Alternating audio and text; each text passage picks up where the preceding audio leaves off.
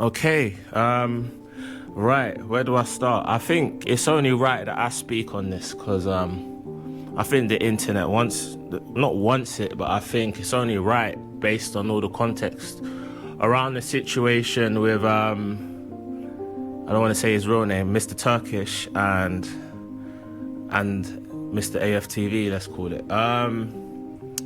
Well, my take on it is I feel like this has been brewing for a number of months. I mean, you can even see there's been a bit of upheaval in terms of the staff turnover. You can see Mr. Bayless's hours have dropped. It remains to be seen whether as to he's left as well or not. But I know Mr. Bayless and Mr. Turkish are quite close. And you'd be surprised about how close they are considering the type of individuals they both are, but they clicked for whatever reason. So yeah, that's that.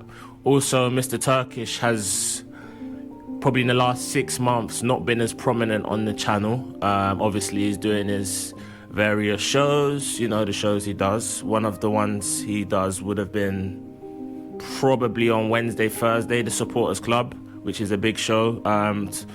Used during the international break, which he does with Chris Hudson and Curtis Shaw. And then he often gets other fans to join in as well, like my friend Ryan Colacho, to name but a few. Well, I've got a lot of friends there, to be fair. But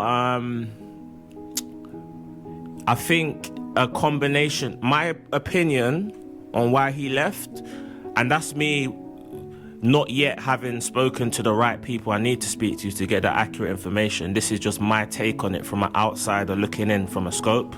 And what I know of the individuals is I feel like this has been brewing over probably a span of 6 months. I feel like Mr. Becker has a lot to do with it because I know Mr. Turkish and Mr. Becker aren't the best of friends.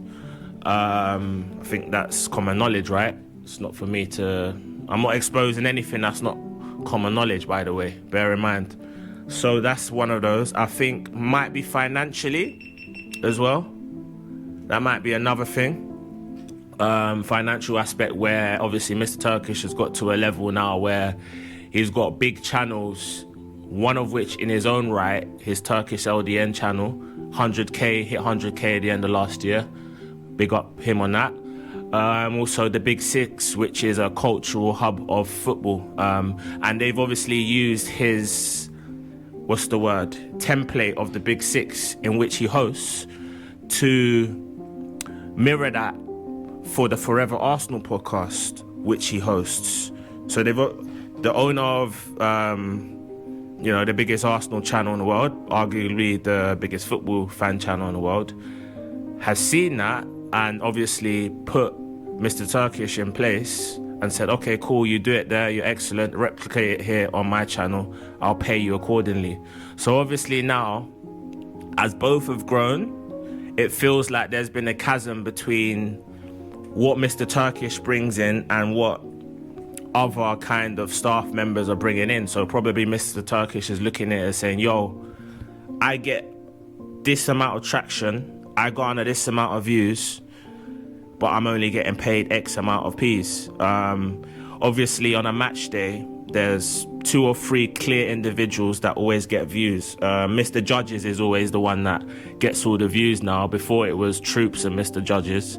Now it's Mr. Judges. Secondly, it's always Yardman. However, when we lose or draw, it will be Mr. Judges, probably closely followed by Yardman. Depending on the context of the result, Yardman might even usurp Mr. Judges. There was a period where Yardman was actually getting the most views, and that's because people are tapping in to hear what he will say, to just see him raging, ranting. You know, I was next to him a lot of the time. I'm sure a lot of people know exactly who I am and what I look like and whatever, and it's not really hard to find out, really. But my whole premise of my channel, it's not about me. That's the premise of my channel, so I don't really want to be appearing on it like that.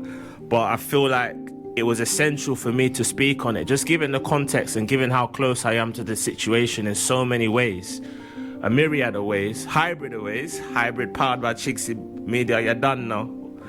Yeah, but I just feel like, I think behind the scenes, a lot of people know that I know a lot of things about what's going on, but I feel it's the first time for me to speak on it publicly is now, because look, on the internet, I'm heavily involved in this situation in so many ways.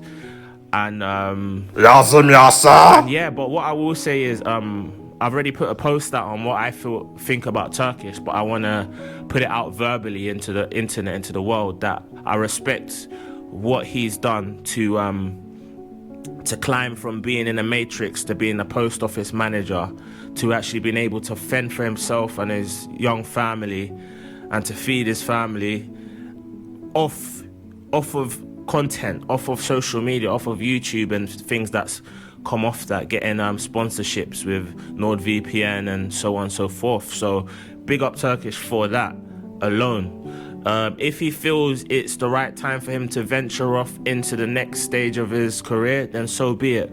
Also, I want to say to the people that are saying, oh, he's leached off Robbie's thing, he's gone on, Robbie's giving him the platform and da-da-da-da. But okay, cool, you can look at things in life, you can simplify things all the time. You can look at every situation in two ways. So you can look at it like that, or you can say, all right, cool, he was given the platform, but he used that platform to excel. Now, I'll ask you this. So many people have had the so-called, in quotation marks, platform, but how many people have excelled like he has? So it's down to you to, that's what life's about. When you get half a chance, it's down to you to make half a chance a goal.